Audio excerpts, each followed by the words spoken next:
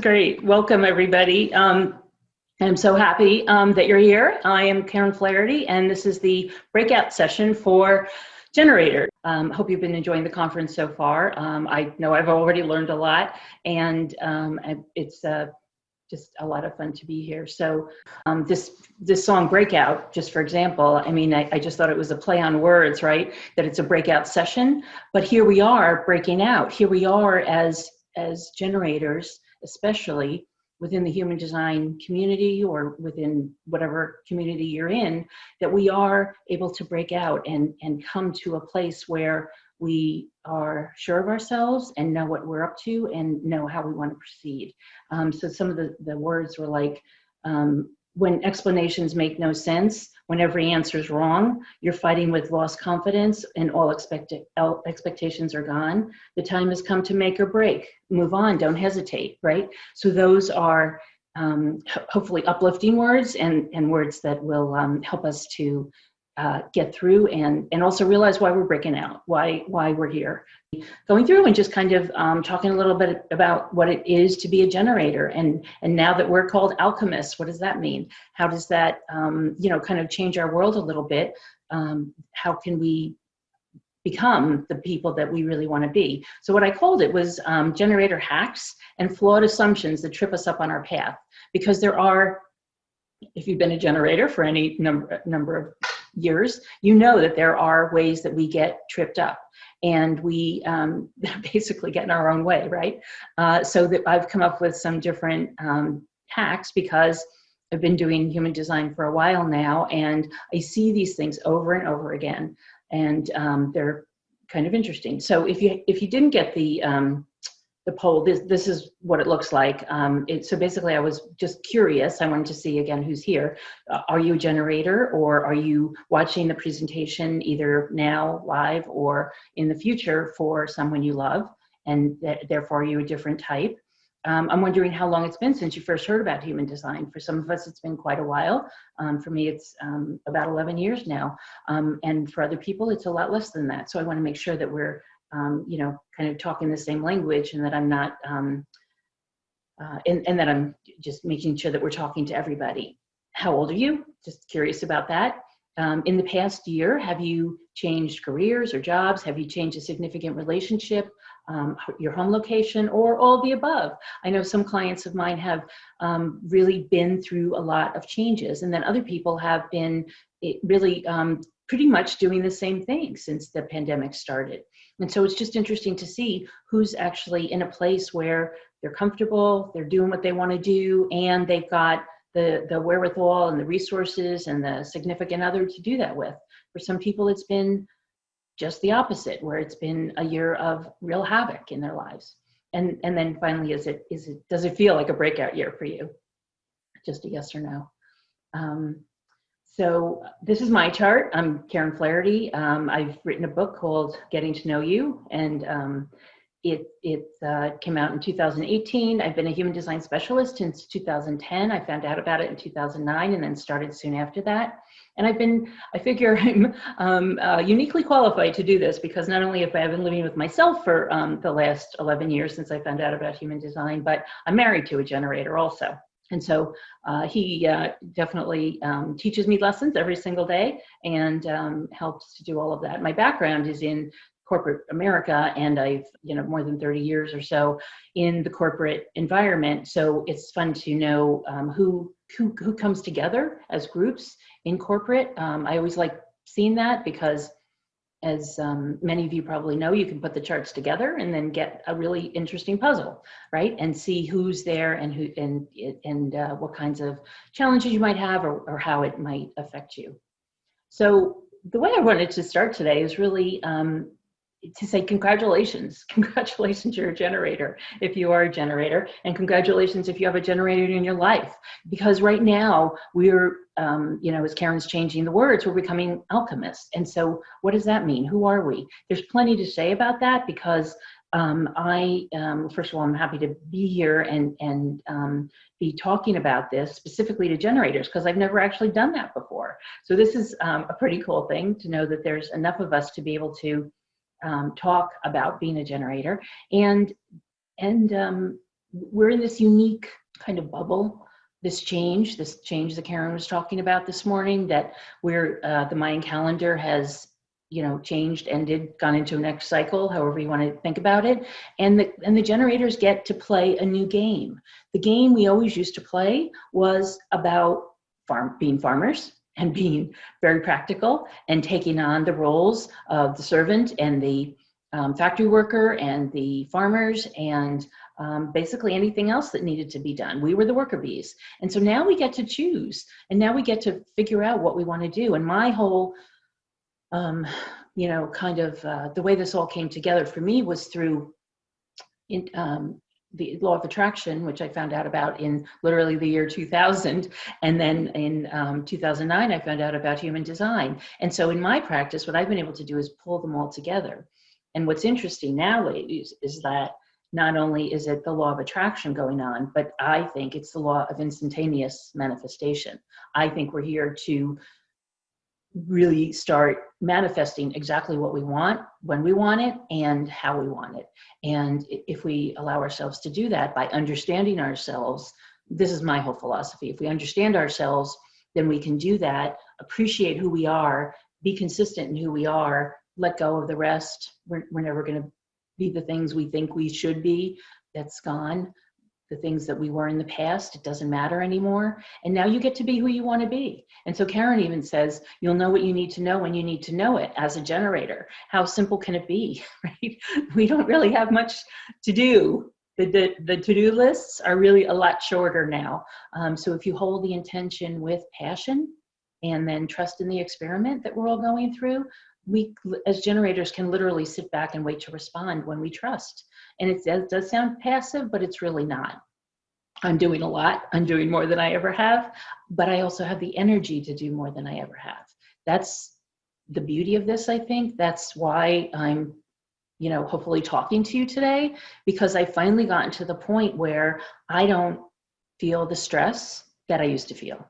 I don't feel the corporate America stress like I used to feel. I don't burn out anymore like I used to. And I have the energy to do what I want to do. There's, some days I take a nap, but that doesn't mean that I need to stop. It just means that I'll work till midnight that night, or I'll just keep going and going. And that's okay, because I have the energy to do it. And at my age, I'm really happy to have the energy to do that. And that's what I tell my clients. It's really reassuring for them as well. So Cindy, do we have the results from the poll? So we have mostly generators. 86% of the people here are generators.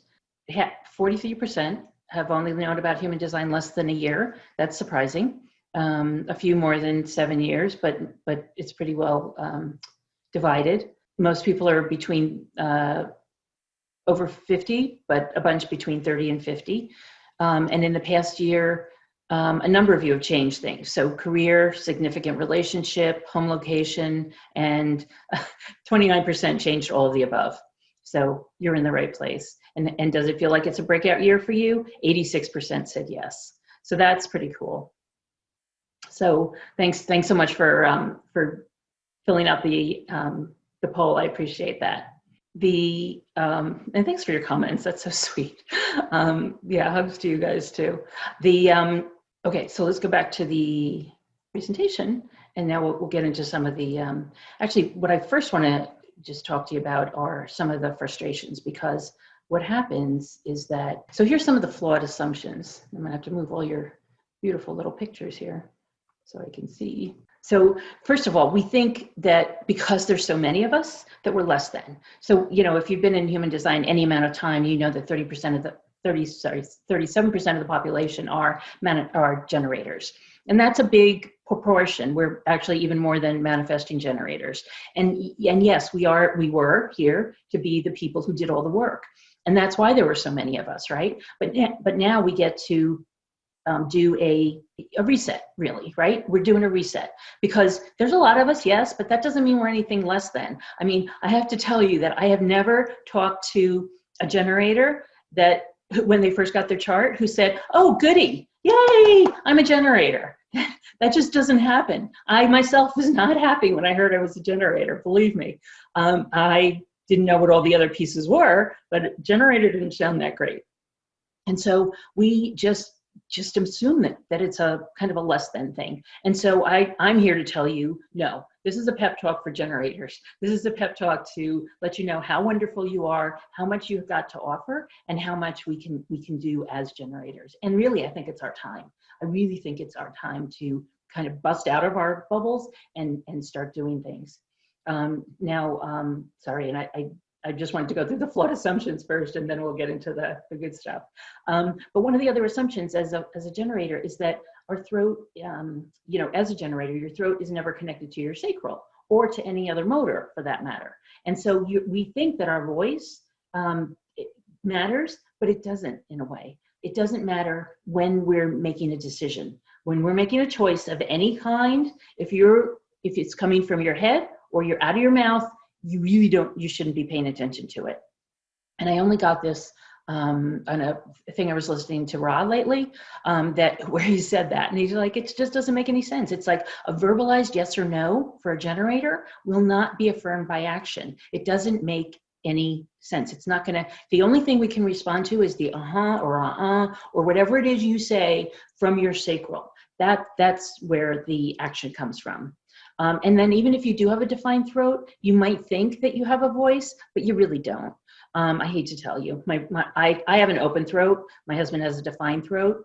We still can't hear each other sometimes in the same room.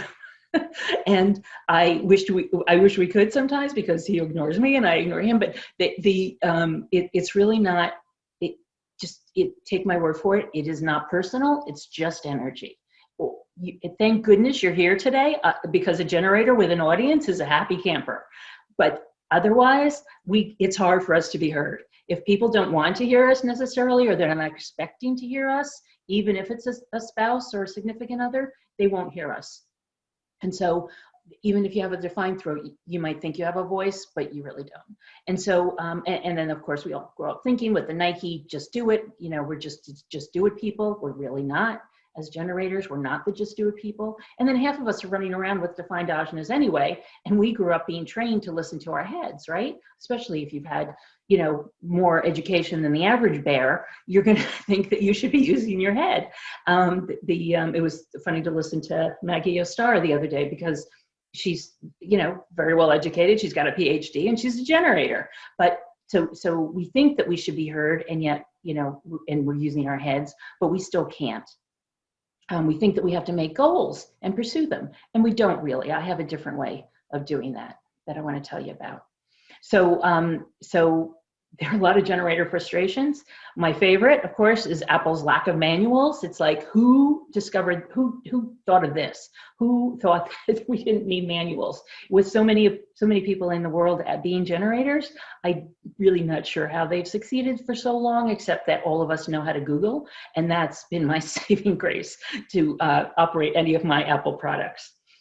We mistake the outward signs. We don't watch for them enough. We think that they should hit us over the head, like Oprah says, with a 2x4, and sometimes that doesn't happen. So we should be watching for the outward signs.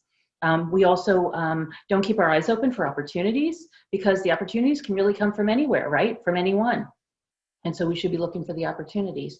With the motors, we make the mistake of not using up all of our energy each and every day. It's not like you can push and push and push and then collapse on the weekend.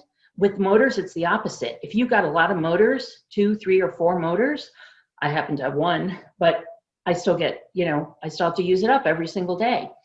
2, 3, or 4 motors, I'm seeing a 4.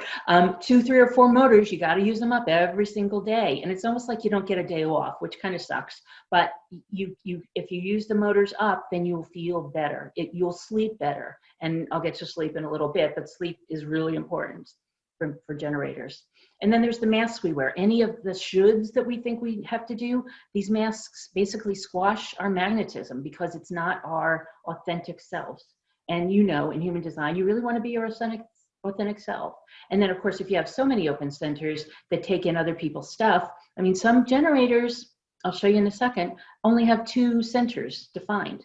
So, and that can be tough on them.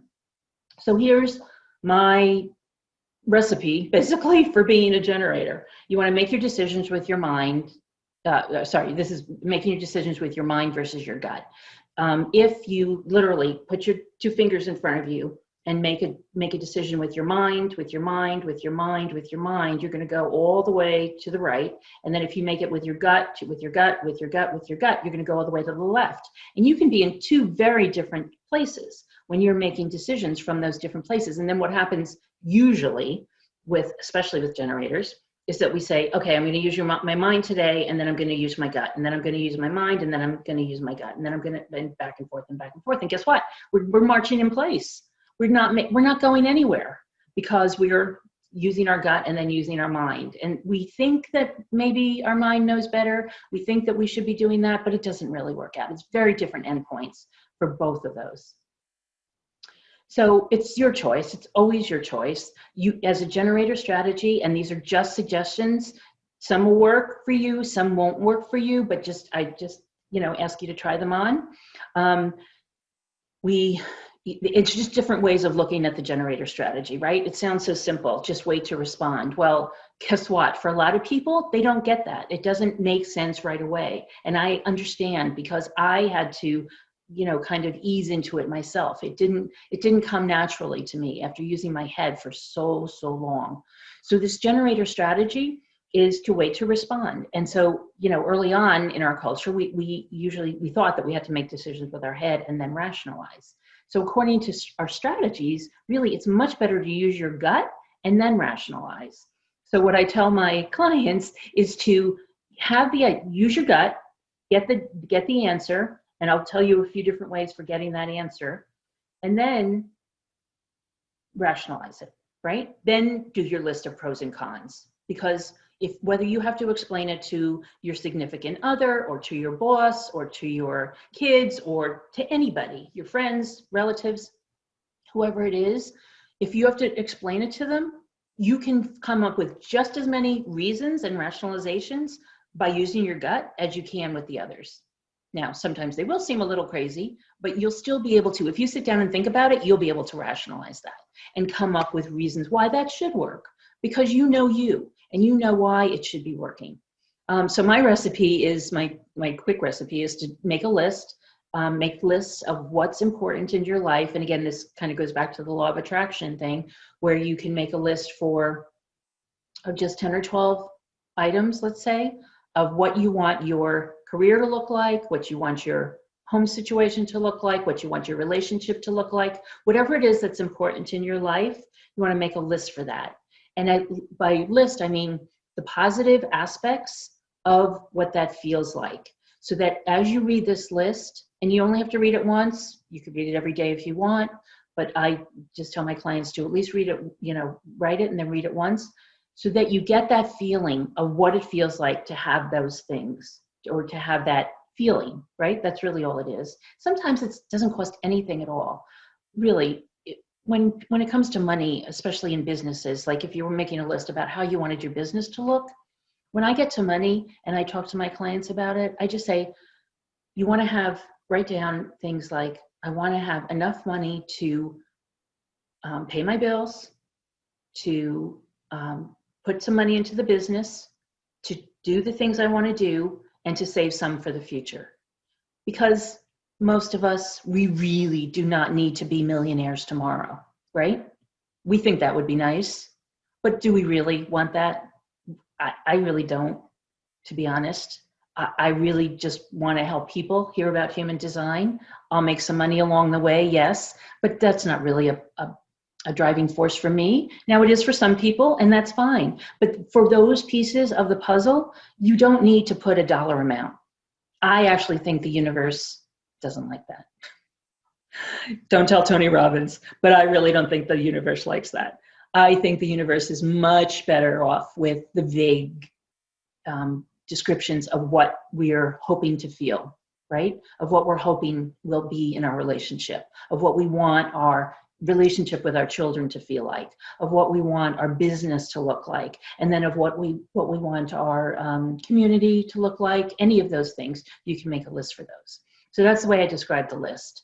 Then you want to kind of respond and listen to your gut. That's the next piece. Watch out for those opportunities. Watch out for those new people that just happen along. Watch out for all the things that are coming to you, because our G center is literally our attraction center. And so as you're wanting those things to come in, the love and direction that you're wanting to come in to attract, now that you've given your list to the universe and said, have at it, universe, this is what I want, then you can just simply wait for those to come and have a good time in the meantime, right? Take inspired steps as they're presented to you, and then go and move forward with all those. And it really gets to be a lot of fun then, because you're not so focused on the stuff you think you have to do to get where you want to be.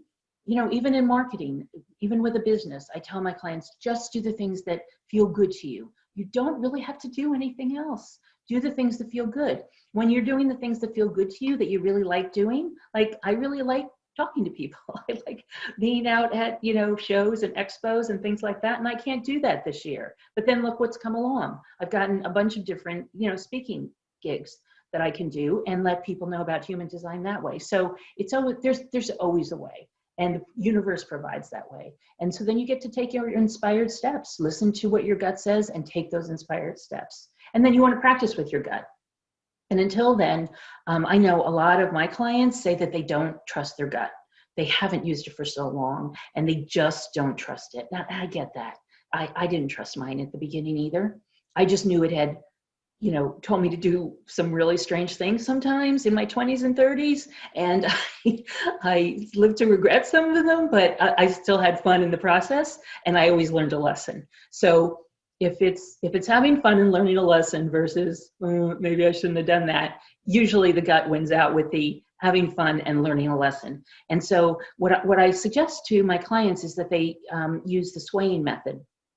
It's real simple. It's one of the kinesiology types of things. You might have heard about it already, but basically it allows me to find out, for example, at a show, if I'm asking people their birth time and they don't know it, then I do the swaying method with them, which is literally just standing up. You can do it by yourself, and you'll sway either forward or backward when you ask yourself a question. So you start out by asking just, what's your name? So I'll ask myself, is my name Karen?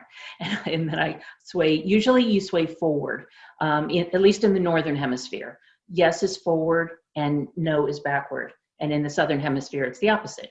So, and you can ask yourself the questions. And so ask yourself the questions just to get a baseline in terms of what's your name, where do you live, things like that. And then start asking yourself the other questions. Should I go to a conference? Should I take a course? Should I do this? Should I do that? Different questions, and not all at once, but you know, on different days, just ask yourself either before or after you've meditated, perhaps, ask yourself the questions, and you will always get an answer from your gut. Yes, you will, but you can also allow yourself to see it as do the swaying method to check. And it's okay. The universe doesn't mind that you're checking because you should get the same answer. Does that make sense? So generators are people who need people, and you probably have figured that out, but we have these,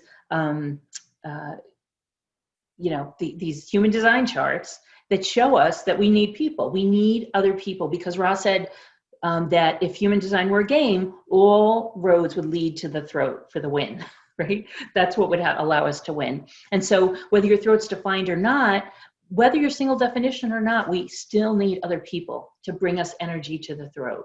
And so, you know, just for example, so my husband and I are both generators, but he's got the, I've got the 1 and he's got the 8.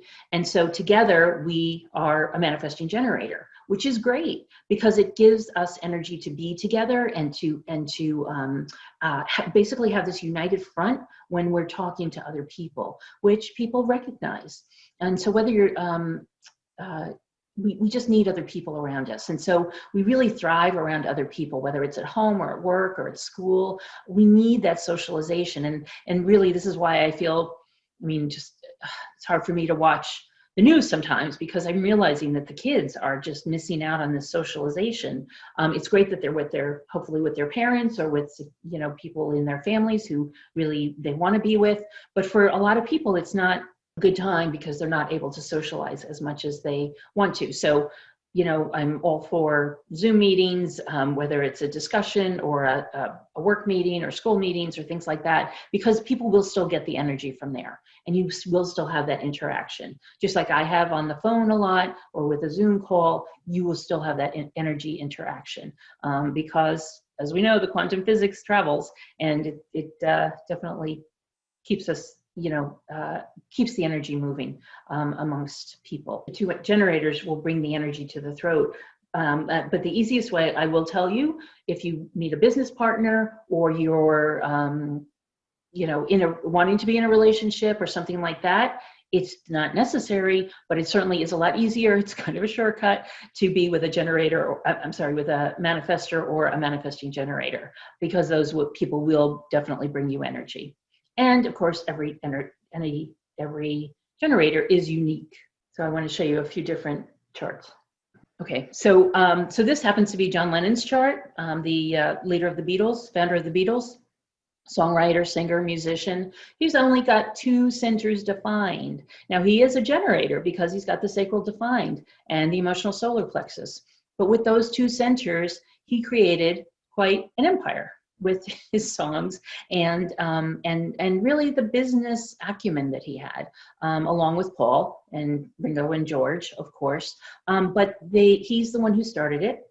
He actually started the Beatles. He named the Beatles. They would go into the studio and create 7 songs in 9 hours that they had written. Now, just think about that. I don't know about you, but creating anything that quickly with that openness was a pretty big deal. But if you look at it, I mean, the way I read it is that he was taking in all of that energy. Of course, he had the 12, which allowed him to channel a little bit through his head and ajna, right? And he was able to create, and that's that 59.6, that was the only channel he had. That was his only theme in life, is procreation and creativity. And that's what he did. And that's so cool, I think, because it allowed, and actually Steve Jobs had that same channel in his chart. And he wasn't quite as open, but John had that. And it's what allowed him to, I think, be the creative force that he was, to come up with so many songs like he did, and to really, I mean, somebody said that they were just timeless and classless and ageless, really, their songs. And I'll play one at the end because one of my favorites is All You Need Is Love, right? And he felt, he wrote that song, and he did it for, I don't know if you all remember, but it was a long time ago, but it was the One World event, I think it was. He created it, and he thought that the way he described it in an interview was that it was a little PR for God. And I just thought that was a really cute way to describe it. But many generators have this kind of openness, and it really allows them to learn a lot of lessons from all their different centers, and to be quite creative, and really it allows them to be with a lot of other people in a lot of different ways, right? All that openness allows for a lot of creativity, and John Lennon obviously had it. And then I'll show you a different chart of it, also a generator, but look at how different this is. This is an 8-centered generator. She happens to be a client of mine. She's a doctor. She was trained as a doctor. She's also a mother of 2 kids, and she's now switching careers because she's burned out so many times. So what happened at least I think what's happened, is that she had so much energy in her body, and so much energy that she needed to use up every day, that it was difficult for her to find what she really wanted to do and use the energy to that means. And so as a result, she got sick, and now she's looking into a different career. But if you look at how different these 2 charts are, right? I mean, these are as different as generators could be, and yet they're both generators. They're uniquely suited for what they were doing, and they're able to then, bring to the world what they're here to bring them.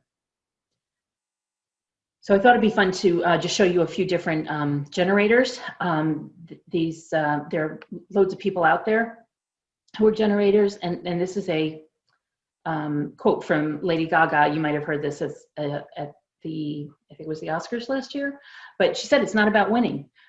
And this is really true for generators. She is a generator. She's a very individual generator, as you might imagine. She's somebody who's got only individual circuitry. And that's another thing that's important for generators. John Lennon's, for example, happened to be mostly tribal. And this woman's actually is a combination of tribal, collective, tribal and collective. So again, we can be very different as generators. Lady Gaga's circuitry happens to be very individual. That's all she has. And so for her, she said, it's not about winning. It's not about, it's not about winning. It's about not giving up. And if we kind of take that to heart as generators, if we have a dream, fight for it, because that's what we're here to do. We're here to fall down, do our thing, especially if we're 1-3 profiles or anything with a 1 in our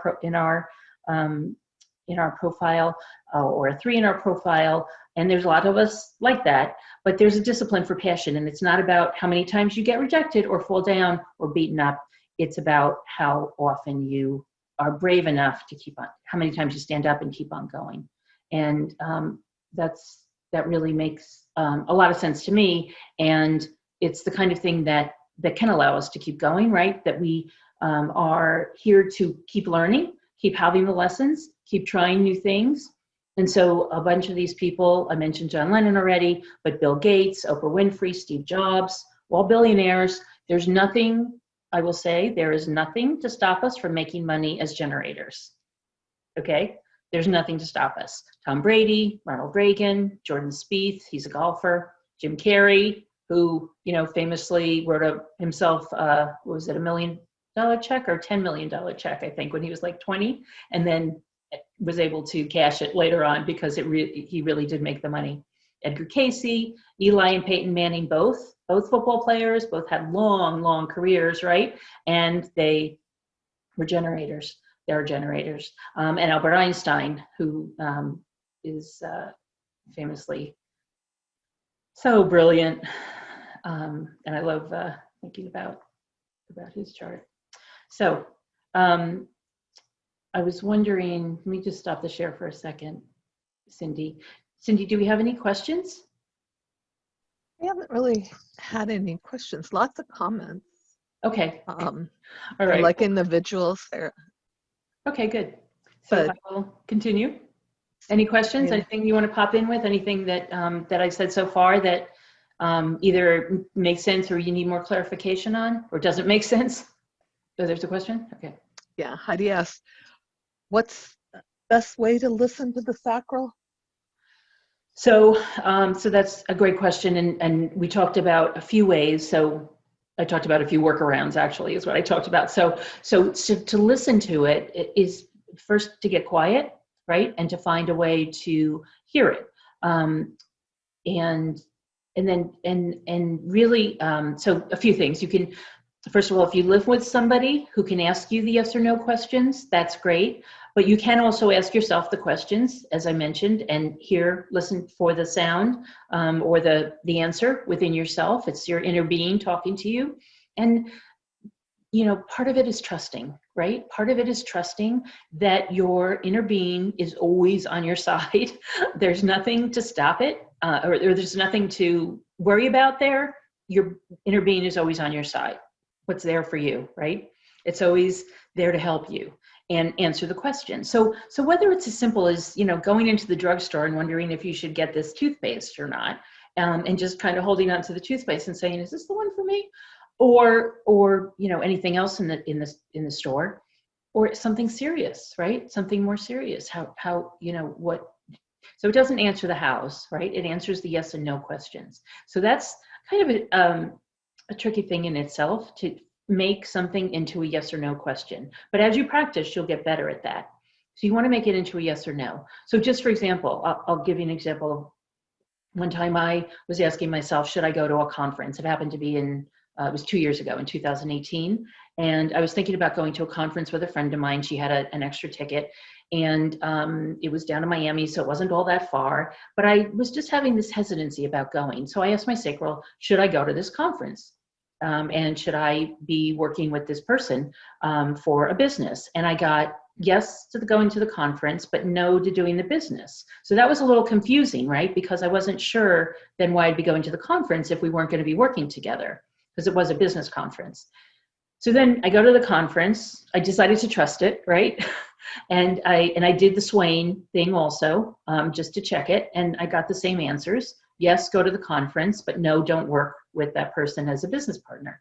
So I go to the conference, and it was a great conference, met a lot of nice people. But then on the third, the last day of the conference on Sunday, this 24-year-old kid gets up on the stage, and he's talking about having written 3 books, and talks about mind mapping and creating a book. And all of a sudden I find myself doing the exercise, and oh my gosh, there's a book there. And I bought the program that he was selling and got home, and then tried to get out of it because I'm like, what am I doing? I can't write a book. I don't know what I'm doing.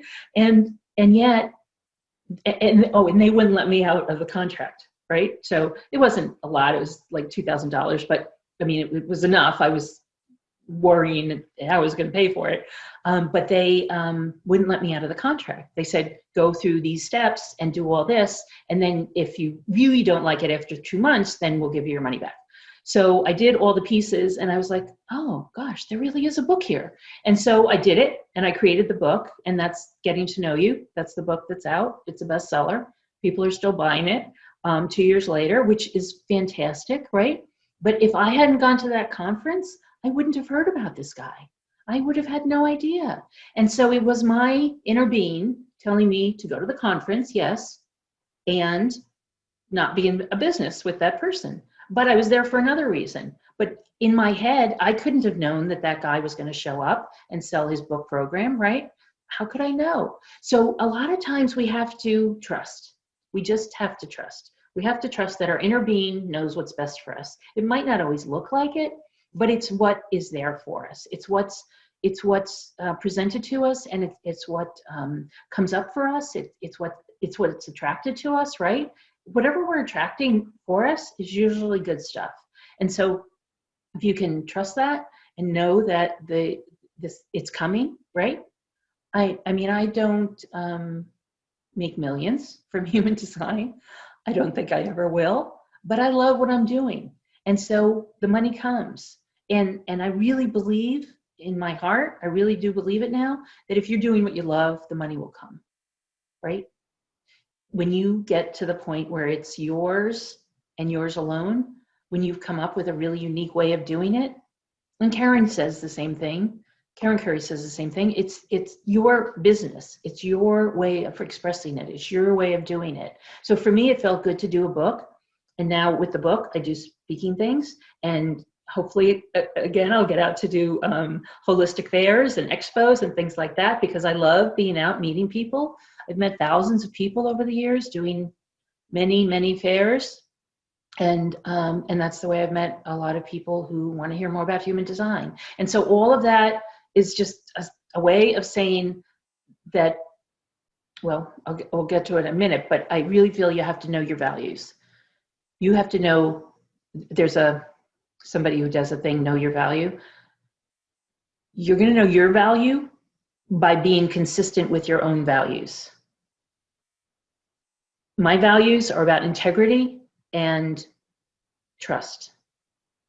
Brene Brown has a book, I want to say it's the last one, Daring Greatly, that has a whole list, like 150 values that you can have, but she says to have 2.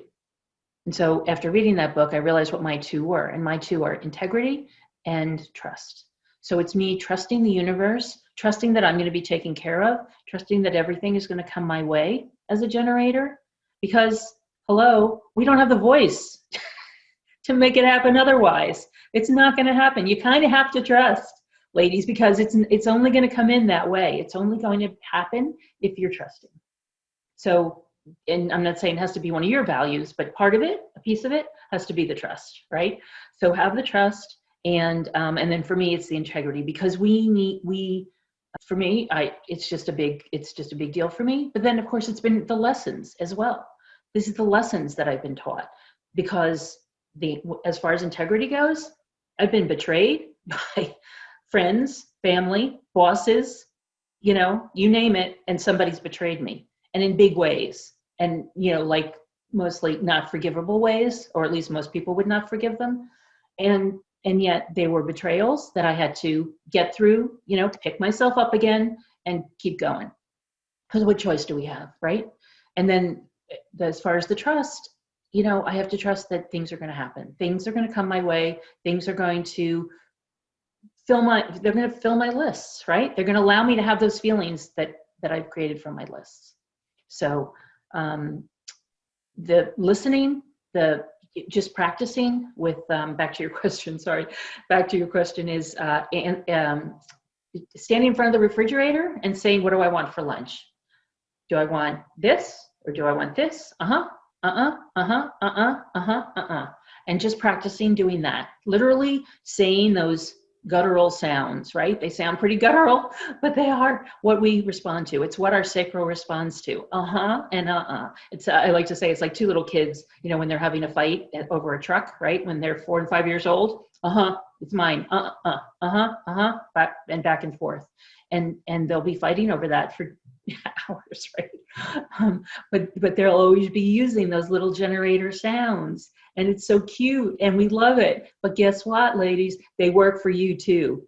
They are definitely adult sounds that can be used, and I find myself, you know, using it in conversation. You know, when things happen, it's just a natural generator sound. It's just it just is. And that's another thing I wanted to mention, is that because a lot of us have either open throats or defined throats that don't have a lot of energy behind them, we'll probably find ourselves sometimes making sounds that other people find annoying or upsetting sometimes. Mine is sighing. I can't tell you how many times people are like, what's wrong with you, Karen? Why are you sighing? And it's just my way of showing frustration, right? Because that's what generators do. We show frustration. And so whatever your way of showing that frustration is usually what's annoying, usually to your significant other or somebody in your family, right? So it's just good to notice, because the more we notice these things, then the less they show up. I'm happy to report that I don't blurt out as many things as I used to, knowing that I've, you know, now that I know I've been a generator for so long, I just don't blurt out things like I used to. I think it's just awareness. I think, I don't think my mind's really taken over that much. I just think it's awareness. And not as many shocking things come out of my mouth. And thank goodness I don't have the 51, but my husband does. So it'll be shocking once in a while. And shocking things must come out of his mouth. They do. They do. So Elena says, Anna asks if you do sacral sessions. That's something I do. I always do with my generator clients. Yeah, definitely. And followed up with a question, because you were mentioning your relationship is between two generators. Are relationships between generators and projectors difficult or easy? I can say both. I have a relationship with my husband. So that's kind of a loaded question, but listen, it always depends on the person, right? I mean, I have some lovely projectors in my life, and then I have a brother and a sister, and my parents were all projectors. And so I have this kind of funny relationship with projectors.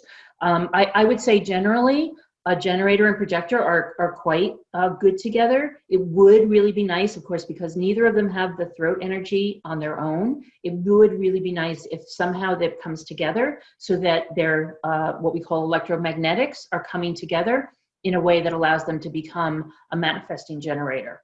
That would really be good. So without, basically there ways to put the composite charts together, and you'd be able to figure that out. I run charts for my clients all the time who are single and who are looking to see what kinds of people are good for them, or at least have a good chance of working out well for them, right? And that's a lot of fun to take a look at, because they're definitely electromagnetics in the chart that come together. So where one person has one gate and the other person has the other gate of the same channel, and they come together, and that makes an electromagnetic. And the more electromagnetics you have in a chart or between two charts, the better it is. And the juicier the relationship is, for sure. And so there can be, a very, let's say, either well-defined or a lot of centers in one, either a generator or a projector, and then they'll come together and there's a lot of nice matchups. And so or hookups, sometimes people call them, right? So those electromagnetics are what make a relationship juicy. And so the more you have of those, the better for any two people coming together, but especially for generators and projectors. So I would say, yes, it could be a lovely relationship, but just know that the generator will probably be doing more of the housework, more of the childcare, more of the stuff in the house. As long as you're going in with those kinds of realizations, then any relationship is fine. I have to say that Anna gave me a giggle because as you were going there, she goes, "Oh my God, that should be an app." So that I'm sitting there picturing people asking, "Oh, can I have your birthday?" Filling it in. Oh, swipe left. Yeah. Swipe right. Yeah, well, there is through, and I'm not sure, sometimes they go offline and online, but what I have is called humandesignApp.com, and I think it's like $3.99 or something, and it does actually give you that capability. So, but you can't swipe left. Can you? No, you can't. Well, I'm thinking about doing that one, Cindy. But this Swipe one left. is, you can see it, but it's a nice little app that allows you to take a look, and it does allow for composite charts, so you could actually see pretty quickly and then swipe left if you want. So that's cool. Oh, that's nice. So Jane's saying that her dad's a projector and her mom's a generator, and they've been together for 54 years. Yeah, and my parents were both projectors, and they were married for a long time. So there's nothing. There's literally nothing, I should say that as a caveat. There's nothing to stop any two people from being together as long as they know about each other, right? As long as they know their human design, as long as they're aware of what's really going on with each of their charts and how they can really be the most they can be in a relationship, because isn't that what relationships are about, right? It's helping the other person to be the best they can be. If you feel better with that person, that's a great thing. But the human design chart can kind of serve the same purpose in the meantime, right?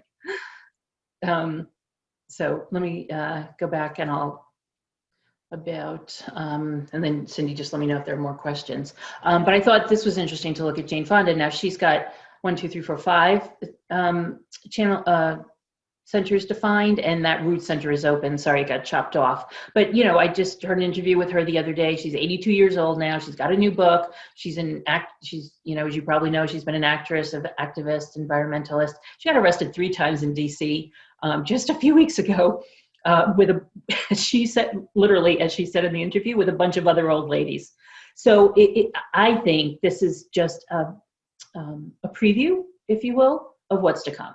I think a lot of us old ladies are going to be out there, and whether we consider ourselves old or not, we're wise. We might be, either the crones or the what do they call them? There's other words for wise old ladies, right? But when we get to this wisdom that we all know is coming in, and if you're here learning about human design, then you've definitely got an advantage or at least a leaning toward finding out more, right? Finding out more about yourself, finding out more about other people.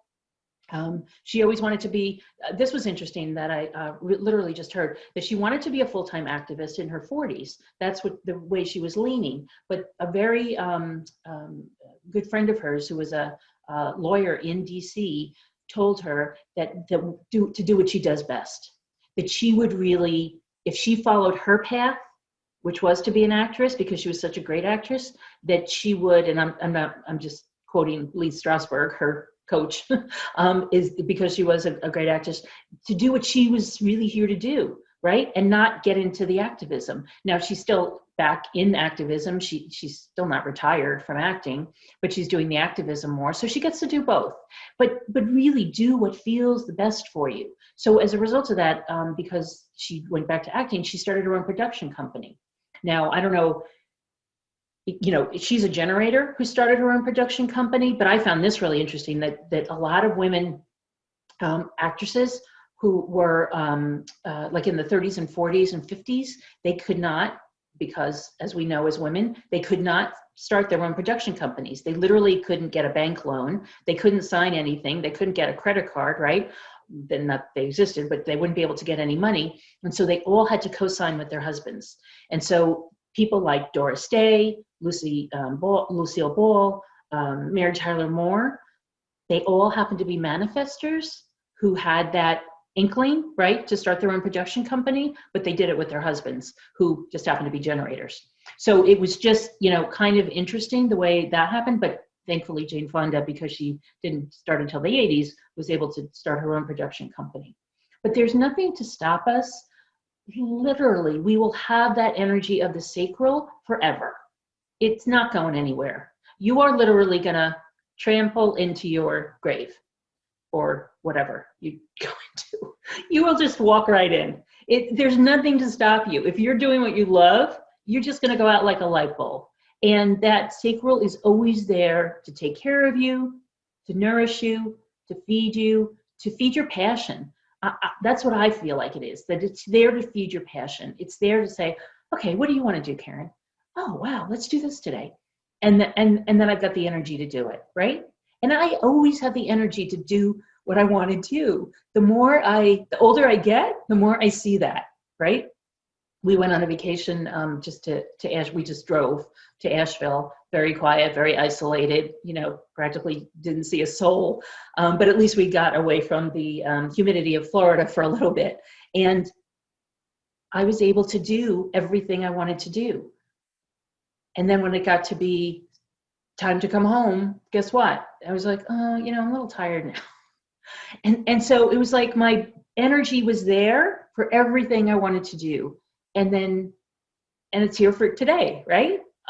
No matter how I was feeling. I mean, I could have been, you know, had a cold or had a whatever, allergies or anything like that that can happen this time of the year.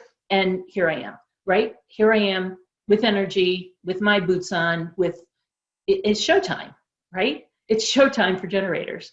It's, whoa. And on that, we had a firecracker or something outside. So it's generators can have that energy, and when we're invited to have it, or you know, and it's not the same as projectors, because we can react to anything. We literally can react to anything. And that's the other thing with the sacral, is that we can respond to anything. So whether it's the refrigerator, or it's in the store, or it's to somebody in person, or it's to a phone call or a Zoom call, or an email you get, we literally can respond to anything. We actually have too many choices. We have so many choices that it's really, we really have to figure out what we want. So and the other thing with in fact, let's get into that. How do we have more vitality even? These are just ideas for more vitality if you're looking for that. So generators have to use up, as I said, their motor energy every single day so that they can sleep. Now sleeping, I put it in 3 categories. It's eating, sleeping, and exercising. Sleeping is the most important thing. If you eat well for your body and you exercise for your body, you will then be able to sleep. So the most important one is sleeping. If you don't do the other 2 right, you're not going to be able to sleep. And if you can't sleep, then your generator body is not going to have the energy for the next day. Does that make sense? They really all go together. And I'll just say that you know what you need to do for your body to eat well at this point, and you know what you need to do to exercise well. You may not like to do it. You may not be consistent with it. You may not even want that to be what you're supposed to be doing, but you know what it is, right? I know that you know.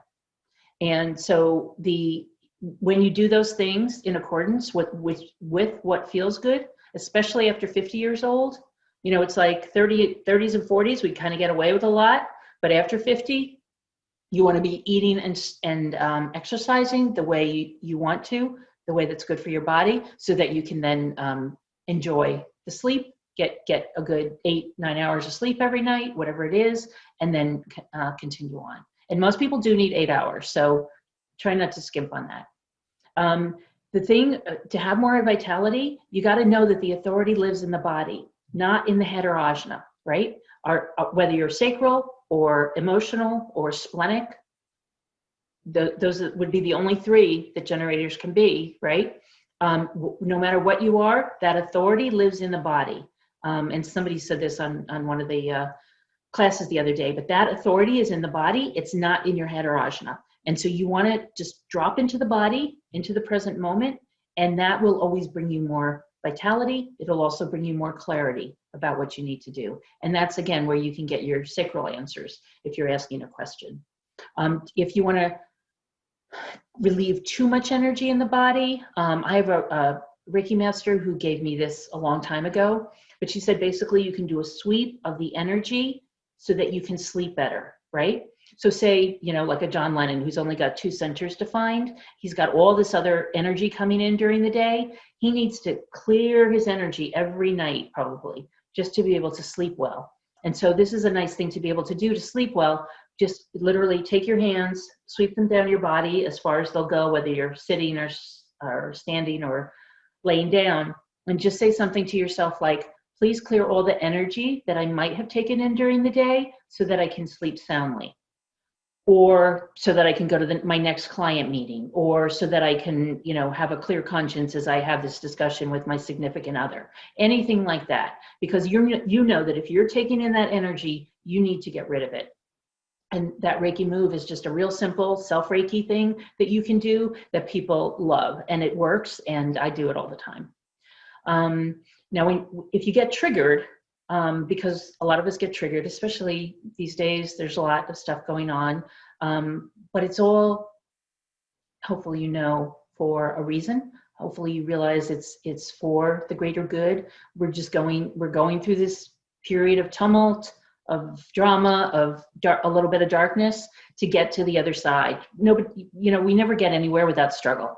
And so this is a little bit of struggle that we're needing to get through. And hopefully you're able to take it in that way. But when you do get triggered, whether it's from, the TV or social media or something that's going on in your own home, take a deep breath, feel where the trigger is actually happening in your body, because we all have different places, right? Usually mine's in my neck or back here in my shoulders. Some people get it in the pit of their tummy. Some people feel it in their, in the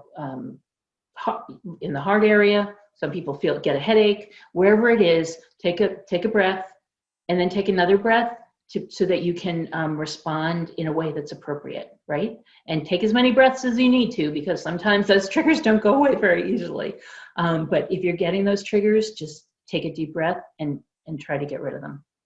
And then a recent one I learned, which I just wanted to share with you guys, is about and you might have heard of this, that, a lot of us think of ourselves, right, as either right-brained or left-brained, right?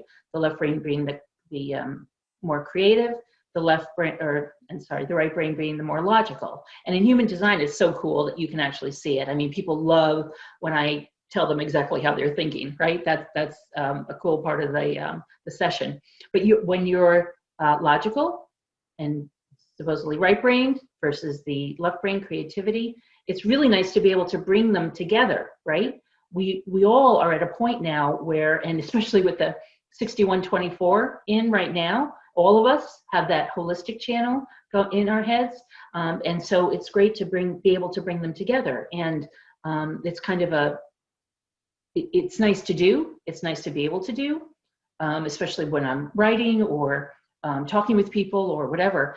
And so this is just a little move that one of my therapists told me about. She's a massage therapist, and she does a lot of craniosacral work. So you know how you do tapping with the 2 fingers, and you do it on the different places like that. So this is a different kind of tapping. Take your 2 fingers, put them on the bridge of your nose, and this is a way to bridge the right and left brain, if that's what you're wanting to do. So you take two fingers, start tapping there, and then just go all the way over your head and down to the nape of your neck.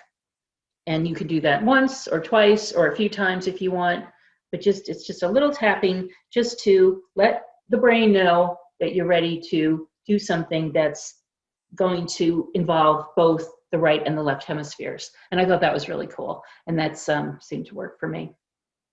So I hope that works for you too.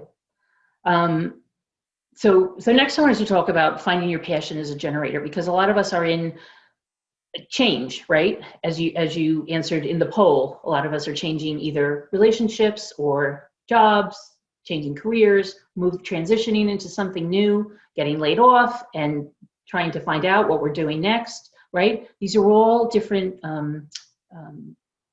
challenges that we're having this year. And for a lot of people, it's upsetting. And this is where the trust comes in again, right? That if you can trust that this is a time for you to be you, for you to really find out what you're here for, because I'll make a bet that there's probably nobody who got laid off from the dream job that they always wanted. There's always a reason that you're moving on to the next thing, right? And so the first piece of this in finding your passion is to take baby steps. Just, as I said, make those lists, describe what it is you really want to do, and then take inspired actions as baby steps, because there's nothing that you have to do probably immediately. There's nothing that you have to do in the whole shebang right away. You can take your time doing it, and you can take those inspired steps and do them just little steps at a time. I would just gently say that if you're in a job that you've been in for more than 10 years, it's time to change it up. As a generator, it just doesn't work to stay in something for more than 10 years. I can attest to that. I know that. I've been in corporate America for a long time, and I changed quite a few jobs, and I never understood why I did that. But it's because you get to be an expert at it, and it gets to be boring. And generators hate to be bored. We need to be doing something new. We need to be finding something new to use our wonderful talents for. And so change it up, because if you're in a job too long and you don't like it, guess what? You're taking somebody else's seat. It's not yours to take anymore. You've done it for as long as you need to do it, and you need to move on. Also know that our expectations are a form of judgment, our own expectations, right? We like to point fingers at people and say, you shouldn't be judging me, you shouldn't be judging me, but guess who does it the most, right? We tend to be the ones who are having expectations of ourselves, and that's a form of judgment. So I would gently say, release those expectations and let yourself really live in the moment, really be happy in the moment, and really feel yourself into each next moment so that you're doing what you really want to do. It sounds selfish. It always sounds selfish. And none of us are raised to be selfish, right? But if we're not doing what we're happy doing, we're not serving the world. We're not doing what we're really here to do. If you're not finding out what it is you really want to do, then it's time. It's time to find out. And it's time to find out your why. Because the why, as Simon Sinek says, is something that is there with you all the time. It doesn't change. How you live, it changes. But your why doesn't change. I mean, I've always been here to help people, to do things with people, to find ways to be with people.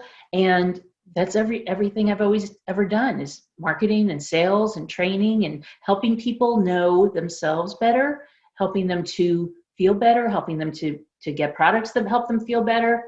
And I can tell you that the products that I sold before don't hold a candle to human design. And so I'm really happy I found the human design piece, because this really lights me up. I mean, I was really happy about everything I was selling before. I always thought it was the greatest thing. And as a result, I was able to sell it even as a generator, which was kind of funny because, I mean, if I were to tell my clients, although some of them are great salespeople, most of them are not generators, right? And so generators really can do anything they put their mind to. And, but having the ability to tell people about human design is what really lights me up. And so you want to find what really lights you up, whether it's human design or something else, or a combination. Or what's really cool is that we're all so unique, is that there's no client who comes to me that doesn't have this really panoply of experiences, right? And things they love to do that really meld together into some new business that they can then explain to people and tell them what they're about. It's really a lovely thing to see how many people can find new ways of doing things and really enjoy that, and really have a new lease on life, because once you're doing what you really love, you just have so much more energy to do it. And when we're saying yes to our own mission, that's where our passion in life comes, our true nature, and we're experiencing joy. And I like to look at the triangle you might have seen from Abraham Hicks, which talks about freedom, growth, and joy.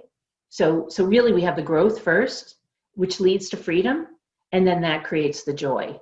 And that's, something I've lived with for a long time. And when I started in 2000, there was no freedom in my life. There was no freedom at all. I was doing everything I thought I should be doing. I was in a corporate job in New York. I was commuting back and forth. I was trying to have a child. I was taking care of the family, taking care of my parents, his parents. There was no me in there. It was all shoulds. It was all shoulds. There was no freedom. So I heard about Abraham Hicks. I was like, the law of attraction, how can I possibly make that work? But as Karen said this morning, when we were servants, when we were doing centuries ago, when we were doing all the things we had to do because we worked for the king or the whoever, there was no choice either. But now we have the choices. And so we get to say yes to our joy, but it takes a while to get there, right? So first you have to do the growth, then get to the freedom, and then you'll find your joy. And I heard something that really made me happy the other day. When you think about it, and because we're so connected in our bodies, right? Our circulatory system, when we're happy and we're joyful, and they're not really the same, but let's just say joyful. When we're joyful, that's actually in our blood. And our blood system moves around our body and brings bliss to our entire body. And then guess what? That really helps every single system, because every single system depends on our blood. And I've always been I always give blood. I've always given blood since I was in college. So I loved hearing that, because I have this, they're t-shirts that say, be the wave of change. That circulatory system, that blood system, is bringing the joy to our entire bodies every single day when we're doing what we're here to do. And as you know, when we're doing what we're here to do, we just feel a lot better. So this is just, how are we doing on questions, Cindy? Any questions come up as I take a little sip? No, but I'm going to start giving you the gentle ding soon. Oh, okay. All right. Well, I'll just show this and you guys can go back and see it. But this is just basically the quick trusting, letting go of your fears so that you get to self-awareness. You want to follow your strategy, get to clarity and vision, take your action steps, and then practice and make adjustments with understanding and ease and grace. Those are my words to live by. This is a little bit about, again, you can go back and look at this if you want. It's your illusion. Which do you choose? This is just kind of my take on quantum physics for generators. We get to be who we want to be. If you believe you are, then you are.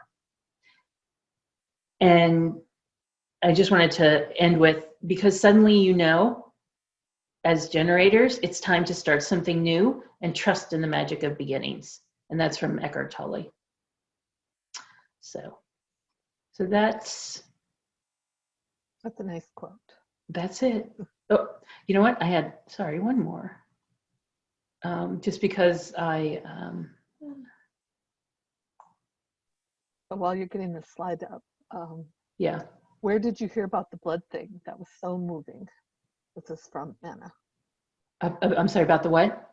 When you were talking about when you the blood circulating, and if you have joy, it makes the blood cells. It's somebody I started following this summer called Shri and Kira, and so literally their website is SRI and AND Kira KIRA, and they're a couple who are really they probably were hippies in the 60s kind of thing, but they're great to listen to, and they're wonderful together, and they talk about all kinds of stuff like that. And it's just very uplifting, and it's been very reassuring during this period.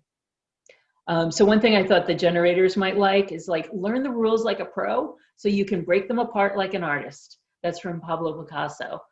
Because we're here to make a difference. We're here to really live our values and to know our value and to get into the world and do what we're here to do. So whether you're an activist or a writer or a reader or just supporting other people who are doing that, just do what's right for you and you'll be happy. So that's my take on it. Any questions? Any other questions? No? Oh, there was a quick, what was the slide before Eckhart? The one before Eckhart Tolle. Tolle's. So that was about really kind of my take on we get to choose through quantum physics what we want to do, right? We're all vibrations, and hopefully our vibrations are rising during this period, and so we get to choose what we want to do. Whatever you think you are, you are. Thank you so much for allowing me here, and it was fun, and just go forth and prosper, because as generators we're supposed to. It's a fun time, and there's really a lot for us to do on the planet. Have a good time. Thanks so much for being here.